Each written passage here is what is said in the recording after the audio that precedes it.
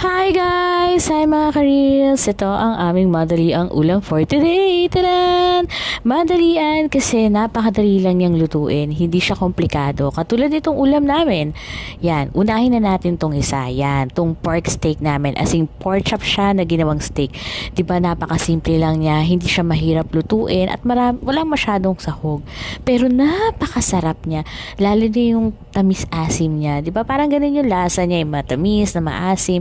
And then on the other side, meron din kaming fresh for my mom and dad, yung paksiw na dalagang bukid. Di ba napakasimple lang niya, suka lang, and then gusto niyo lagyan ng talong, yung ganyan, luya, bawang, yung ganyan. Napakadali lang nito mga ulam namin na lutuin. Perfect na perfect siya sa mga nagmamadali. So yun lang guys, kung meron kayong suggestion, comment nyo lang below, follow me. Guys, pwede ako makatanggap ng star. So yun lang guys, happy eating! Bye!